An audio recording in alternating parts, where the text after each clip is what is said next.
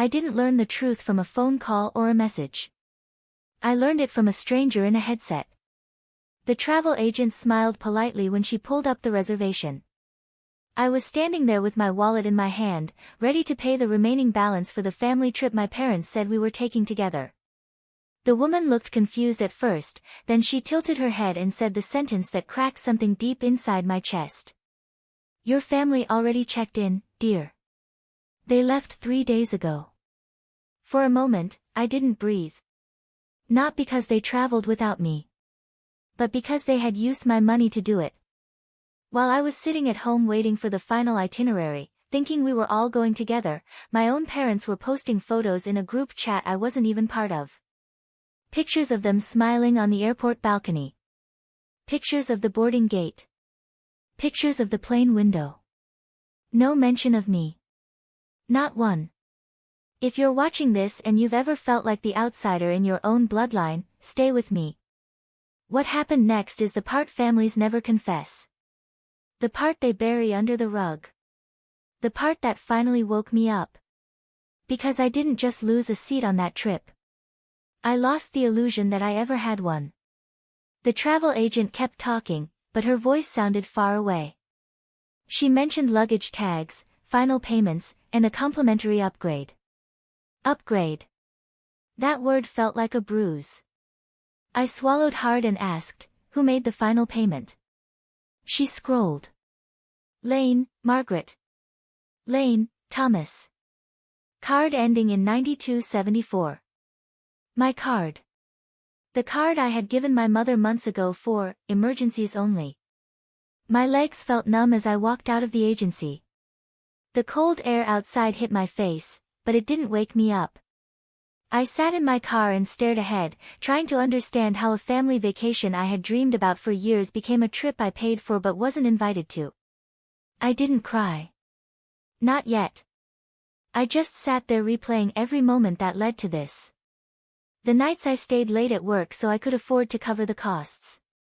The excuses they made about not having time to look at hotels. The way my mother kept saying, "We'll figure it out later, sweetheart." Later never came. Only the truth did. When I finally drove home, the apartment felt colder than before, like it already knew something had changed. I opened my phone, went to the family chat, and scrolled. No updates from them since last week. But that was because they created a new chat. Another notification appeared. A forwarded photo from my cousin Claire.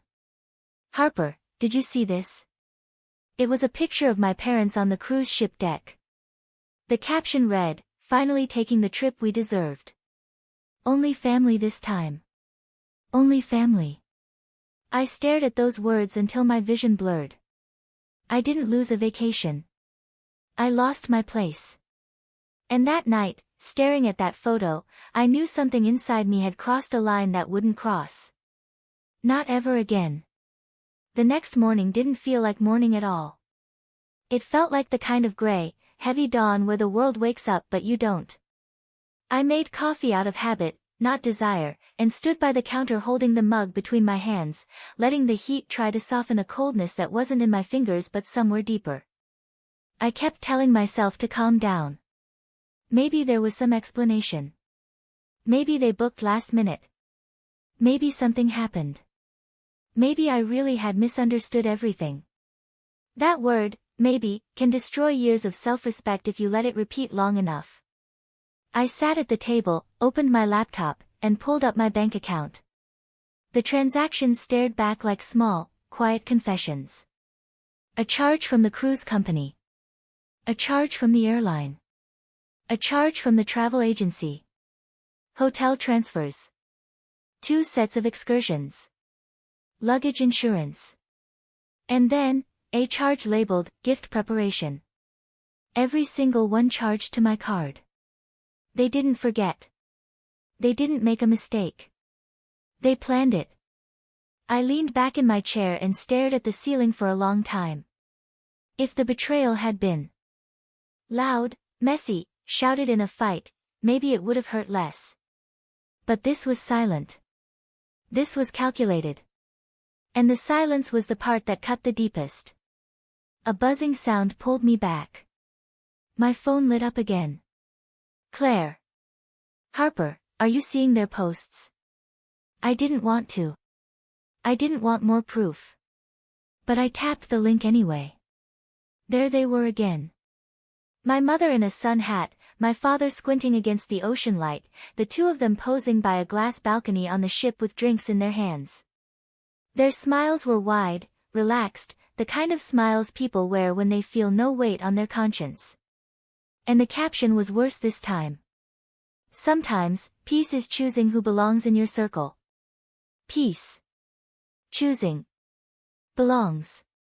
The message wasn't subtle. Someone commented underneath, "Did Harper stay home?" My mother replied, "She's busy with work." This was a family moment. A family moment. I felt the air leave my lungs in a slow, painful exhale. I set the phone down and walked to the living room window. Outside, the street was calm. People walked dogs. A couple jogged past. A delivery truck rumbled by. The world looked normal. But somewhere inside me, a thin line snapped. All the years I bent myself backward to keep them comfortable, and look how easily they erased me. My phone buzzed again. This time from my brother, Tyler. "You okay?" I stared at the message, unsure how to answer. Tyler and I weren't close, not anymore. He moved states away years ago, only came home for weddings or funerals, and he didn't know half of what I covered for our parents. But he still sensed something. Maybe because he'd been left out before too. I typed, "Did you know?" His reply came fast. "About the trip?" "No." I stared. If he didn't know, then it wasn't just me they excluded. But he didn't ask anything else. He didn't pry. He just sent one more line, "Call me if you want."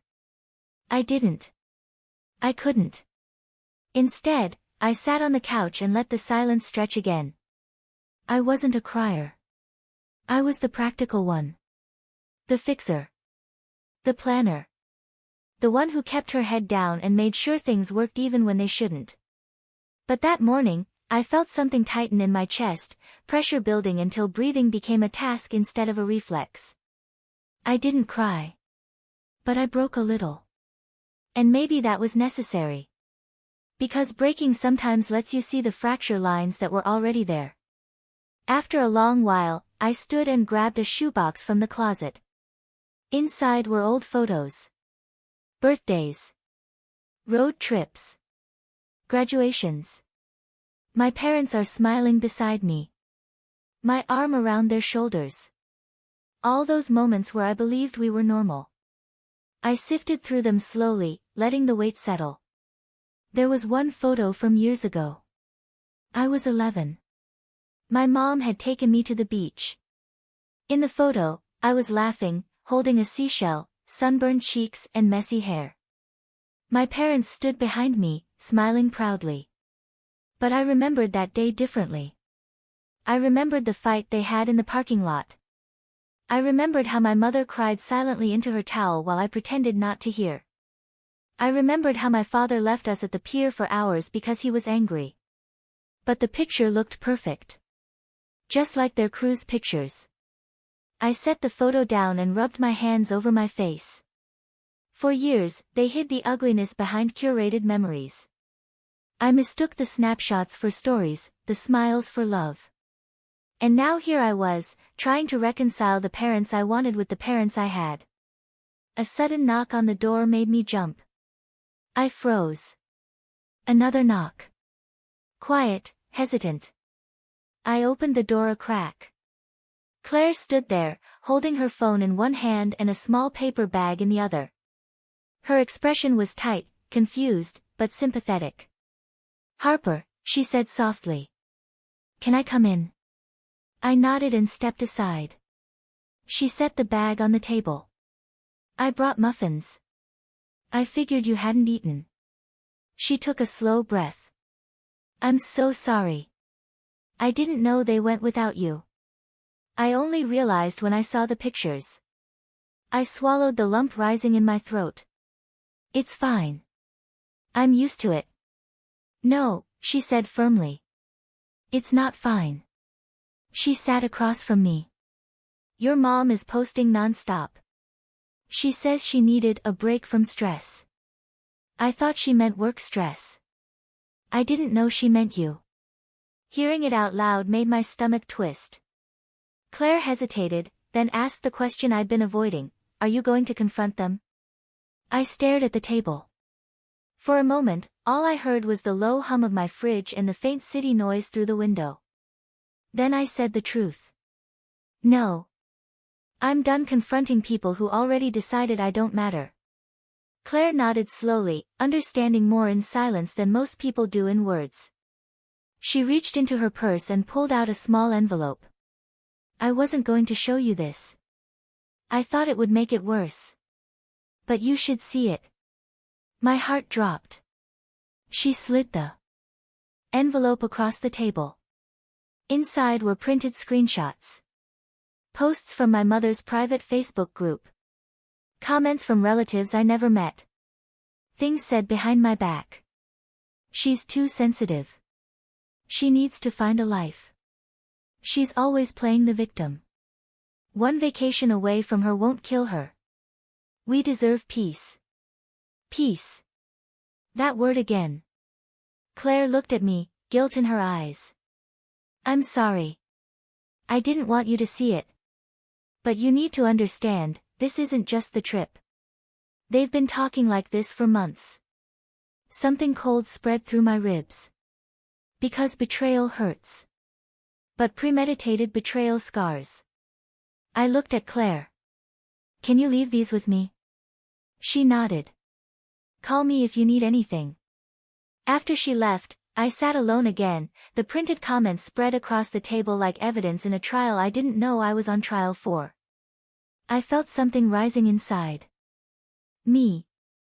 Not anger. Not sadness. Something quieter. But sharper. Clarity. The kind of clarity that comes only when a truth finally settles into its final form. I picked up the papers one by one, stacking them neatly. Then I placed them into a folder and closed it. Not out of pettiness. Not out of spite. Out of understanding. Understanding that the story I thought I was living wasn't the story they were telling. And that realization marked the exact moment I knew what part 3 of my life would look like. Not a confrontation. Not a breakdown. But a shift.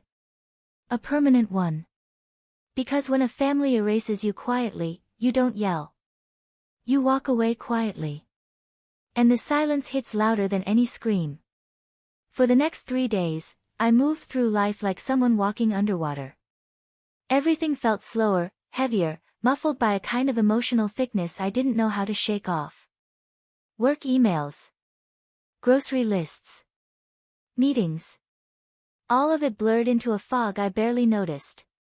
But my mind kept circling back to one thing, those printed comments Claire left on my table. Every night before bed, I read them again, not because I liked the pain, but because I needed to understand it. I needed to accept that this wasn't a misunderstanding or a moment of poor judgment. This was intentional. A quiet, consistent dismissal wrapped in pretty words and pictures meant for the world to admire. By the 4th morning, I reached a strange kind of calm. The kind that comes when you stop fighting a truth and finally let it settle. I sat by the window with my coffee, watching the thin winter sunlight spill over the street. For a moment, I remembered being a child, rushing down this same street with my father during the first snowfall of the year. He would lift me high, spinning me around until I laughed so hard I couldn't breathe. Now, thinking of that memory was like holding something fragile that no longer belonged to me. It had stopped being mine the moment they decided I wasn't worth inclusion. My phone buzzed. It was the group chat my mother created years ago. Me. Mom. Dad. Tyler. A place for family updates. A place where my mother mostly shared pictures of her meals and my father dropped reminders about birthdays. I hadn't heard anything in that chat for weeks. It had been silent through the entire cruise. Silent during the days after their return. Silent even now. But this morning, something new popped up. Mom added a new profile photo. I hesitated, then tapped it. It was a picture of her and Dad standing in front of a restaurant near the harbor. She had her hand on his chest, both of them smiling. At first glance, it looked normal enough. Then I read the caption, "Grateful for the people who show up when it matters." There it was again. That quiet message meant only for me. Tyler left a single thumbs up. I closed the chat without responding. After breakfast, I drove to the only place that had ever felt steady, my grandfather's cabin on the outskirts of town. It wasn't far. A 20-minute drive down a narrow road lined with pine trees. The kind of road where time slows, and old memories rise without permission. The cabin sat at the edge of a clearing, its faded red roof just visible from the driveway. My grandfather built it himself when my mother was small. He spent summers here fishing, gardening, repairing whatever needed fixing. It was the one place where I always felt seen. He used to call me his shadow. Because I followed him everywhere. After he died, the cabin fell into my parents' control, but they rarely visited. They said it needed too much work. That it was too old, too far, too inconvenient. But I visited anyway. Because it was mine in a way nothing else had been. When I stepped inside, the familiar scent of pine and dust wrapped around me like a blanket. His old blue jacket still hung on the hook by the door. The metal kettle still sat on the stove. The tiny silver radio he always kept running was tucked on the shelf, long silent now. I sat on the couch and let myself breathe in the quiet. This was where I used to tell him everything. School. Friends. Arguments with my parents. Fear of disappointing them. Fear of not being enough. He always listened. Never judged. Never compared. Never diminished. I missed him more in that moment than I had in years. I stood and walked toward the old desk in the corner. Inside the drawer were letters he had written before he passed, most addressed to my mother but never sent. Instructions about the cabin. Reminders about the property taxes. Notes about the repairs. But one envelope didn't have a name on it. I picked it up. Plain white. Old. Edges yellowed. Still sealed. My hands trembled as I opened it. Inside was a handwritten letter. Short. Simple. Harper, if life ever makes you feel small, come back here. This cabin is yours in every way that matters. Whether they honor that or not. You will always belong somewhere. You will always be loved. Grandpa. I sat down slowly, the letter shaking between my fingers. He knew. He knew before I did. He saw the patterns I ignored. He understood the quiet way some people pull love away without ever saying it out loud. And he left me something I didn't realize I needed. Belonging. For a long time, I just sat there, letting tears fall quietly onto the page. Not grief. Not anger. Just release. After I regained my breath, I folded the letter carefully and slipped it into my coat pocket. It felt like holding a small anchor, something steady enough to stop me from drifting too far into the loneliness they built around me. I locked up the cabin and stepped outside. The air was crisp, almost biting.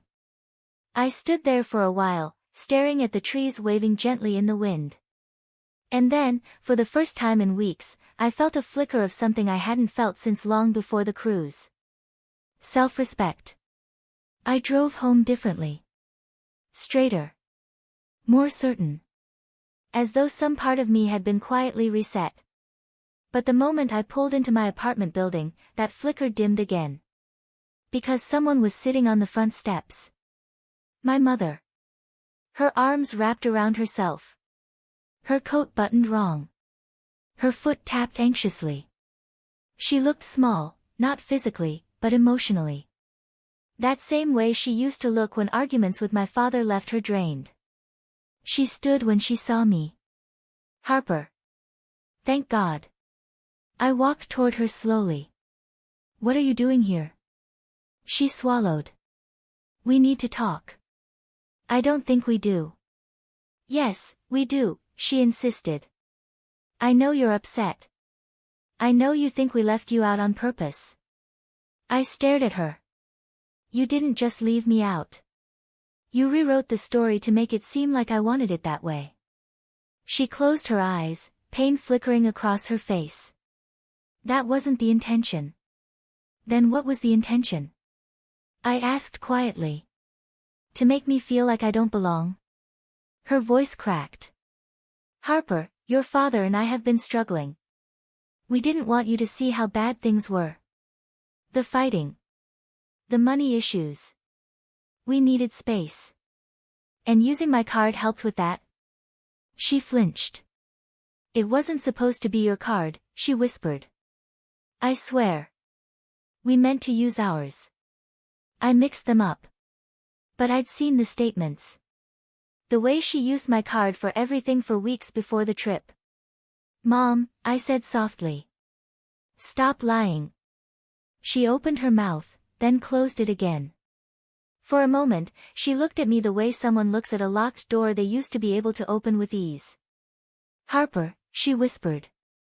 Please. You're all we have. That was the moment something inside me shifted, not into anger, but into clarity. They didn't blur boundaries because they were struggling. They blurred boundaries because they thought they were entitled. To my time. My help. My money. My silence. My place in their lives, a place built only for utility. I stepped back. Mom. I need time. She reached for my arm. Don't do this. I'm not doing anything, I said. I'm just choosing myself. She froze. Because she had always counted on me choosing them first. A long silence stretched between us, heavy and complicated. She exhaled shakily. If you walk away, your father will think you don't care. I swallowed. He already decided that. Her lips trembled. We can fix this. No, I said quietly. You can't fix something you don't acknowledge. She stared at me for a moment longer before finally nodding, as if she realized she could no longer talk her way back into control. She turned and walked down the steps slowly, shoulders slumped in defeat. She paused at the bottom and looked back. We never meant to lose you, she whispered. You didn't lose me, I replied. You let me go. She wiped her cheek and hurried to her car. I watched as she pulled out of the driveway, her tail lights fading until they disappeared completely. When the quiet settled again, I stood alone on the steps, breathing in the stillness. No anger. No guilt. Just a heaviness that finally had a place to rest. That night, I placed my grandfather's letter on my nightstand. I needed it close. A reminder that I wasn't invisible just because they treated me that way. I climbed into bed and stared at the ceiling, replaying every detail of the conversation with my mother. Her contradiction. Her desperation. Her fear. But the thing that echoed loudest was the sentence she said before she left, if you walk away, your father will think you don't care. She didn't realize the truth. It wasn't my absence that would hurt them. It was the moment they realized my presence was no longer guaranteed. And as I closed my eyes, another thought settled in with a quiet certainty. Part 4 wouldn't be about confrontation. It would be about consequences. The kind they never believed would come from someone like me. I didn't hear from my mother again that night. No calls. No texts. No messages typed hastily and deleted before sending. Nothing. A silence that stretched longer than anything she had ever allowed between us. By morning, the quiet felt like a room after someone walks out and forgets to close the door. Not tragic, not dramatic. Just unfinished. I made coffee but didn't drink it.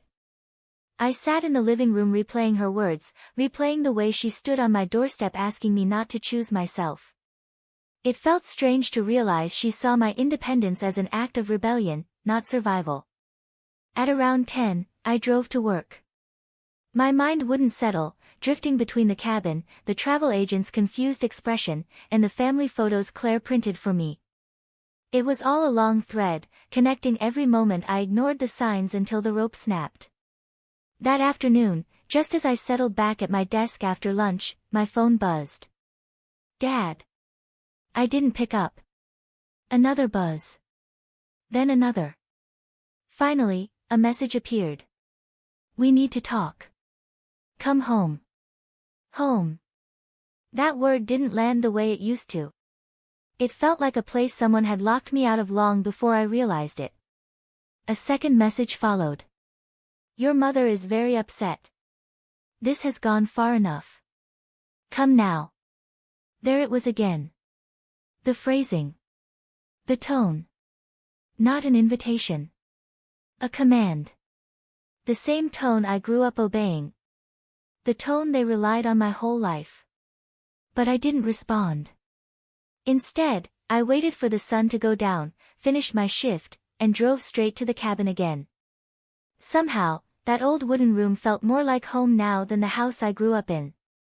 When I arrived, twilight had settled between the trees, holding everything in a soft blue haze. I unlocked the door, stepped inside, and the stillness welcomed me like an old friend. I sat at the desk with my grandfather's letter in my hand. I must have read it 20 times before I heard the crunch of tires on gravel outside. I froze. The headlights cut through the front window. A car door slammed. Then another. Voices. My parents. I stepped back from the desk slowly, unsure if I should stay still or approach the door. A part of me hoped they had come to apologize. Another part knew better. A knock echoed through the cabin. Harper, Dad called. Open the door. I didn't move at first. He knocked again, harder. Harper. We know you're inside. I opened the door slowly. They stood together on the porch. Mom's eyes were swollen, Dad's jaw tight with anger he was barely containing. They didn't look like the couple who posed smiling on the cruise deck. They looked like people who finally realized the ground beneath them had shifted. Dad stepped forward. Why are you doing this? I didn't answer. He didn't wait for one. You embarrassed your mother. There it was. The first cut of the conversation. You humiliated her in front of people who care about us. People who care about us. Not me. Us.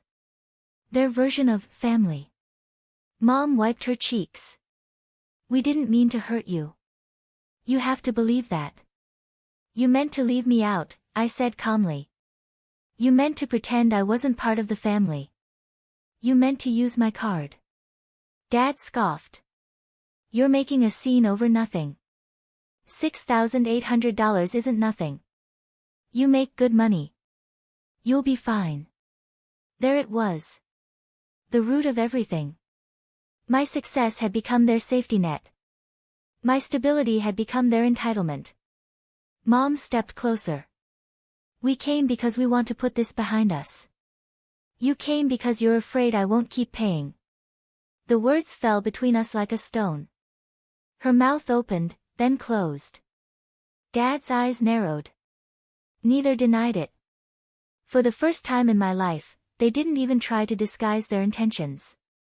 I stepped out onto the porch, closing the door behind me so they couldn't see my grandfather's letter on the desk. You left me out of something I paid for, I said quietly. And then you posted captions like I never mattered. Mom shook her head. You're twisting things. No, I said. I'm seeing them clearly for the first time. Dad's voice grew sharp. We are your parents. You don't get to walk away from us. I'm not walking away, I said. I'm stepping back. Same thing, he snapped. No, I replied. Walking away means I don't care. Stepping back means you pushed me too far. Mom whispered, Harper, don't do this. But it wasn't a plea. It was fear. Fear of consequences. Fear of losing access. Fear of being held accountable. And that fear told me everything I needed to know. I took a slow breath. This cabin was Grandpa's refuge. And right now, I need mine. Dad's voice lowered into something cold. If you leave tonight without fixing this, don't come back. The old me would have folded instantly. Would have apologized. I would have cried. Would have begged for peace. But not anymore. I met his stare and said, I left the moment you boarded that plane without me. He blinked. Just once. It was all the reaction I needed. I stepped away from the porch railing, ready to end the conversation. But then I remembered something. Something important. I reached into my coat pocket and pulled out the printed cruise photos Claire had given me. The ones with the captions I hadn't shown anyone else. The unposted ones. The ones they thought no one would ever see. I handed them the sheet. Dad frowned. What is this? Proof, I said. He looked down. There were 4 photos they didn't know Claire had access to. Mom on the ship captioned, no kids. No chaos. Just peace. Another, finally a vacation without having to deal with, well, you know. A third one, sometimes removing one person brings the whole family closer. And the last one, the one that had carved a line across my chest, family trip. Just the 4 of us. The 4 of us. Mom. Dad. Tyler. And Mom's sister, who lived in another state. Not me. Never me. Mom stared at the photos, her face draining of color. Dad swallowed hard. They didn't speak. Not immediately. Finally, Mom whispered, I didn't mean it like that. But you wrote it like that. She looked down. Dad folded the papers slowly. What do you want from us, Harper? Nothing, I said. Absolutely nothing. He let out a breath through his nose. A frustrated, helpless, powerless sound. They had come expecting the same daughter they always relied on. The one who apologized for their mistakes. Who paid for their decisions. Who carried the weight silently. But that girl was gone. I pointed toward their car. You should go. Dad stared at me for a long moment, something complicated flickering in his expression. Maybe anger. Maybe guilt. Maybe the first realization that this time, there were actual consequences. Mom stepped toward me one last time. We love you, she whispered. I didn't say it back. Not because I stopped loving them, but because love without respect is just permission to keep hurting someone. They walked to the car slowly. I watched as Dad opened the door for her. She leaned back once more, as if waiting for me to chase after her like I used to. I didn't. The engine started. The headlights swept across the clearing. The car backed up. And then they were gone. I stood there until the sound of their tires faded into nothing. The night air felt sharper than before. But I didn't feel small. I didn't feel abandoned. I felt something else entirely. Unbound. A long, slow freedom that didn't roar the way revenge does. It hummed quietly under my ribs. A new pulse. A new beginning. I returned inside the cabin, picked up my grandfather's letter, and held it the way you hold something sacred. He was right. This place was mine. A refuge. A reminder. A promise. I packed the letter carefully in my bag, locked up the cabin, and headed home. On the drive back, the road stretched ahead in a long curve through the trees, almost glowing under the moonlight. And for the first time in weeks, I felt like I was steering toward my own life. My own choices. My own peace. When I pulled into my apartment parking lot, my phone buzzed. One new message. From an unknown number. I opened it. It was from the county clerk's office. A notice. Property ownership documents updated. New beneficiary listed under Lane Senior Estate. Recipient file attached. I froze. Lane Senior Estate. The family trust. A trust one was supposedly not part of. I clicked the attachment. My name stared back at me on the screen. But there was something else. Something I didn't expect. Something that sent a cold shiver down my spine as I read the final line. Beneficiary change initiated by Thomas and Margaret Lane effective immediately. Reason for modification, to avoid future complications. Future complications. I stared at those words, heartbeat loud in my ears. They hadn't just added me. They had done it overnight. Right after leaving the cabin. Which meant one thing. They weren't done with me. Not even close. I locked my phone, took a slow breath, and whispered into the dark. They shut me out with 3 words, only family invited. But they forgot. Something. I'm done begging for a seat. I'm claiming my place back, and when they learn how I'm doing it, their smiles from that trip won't last long.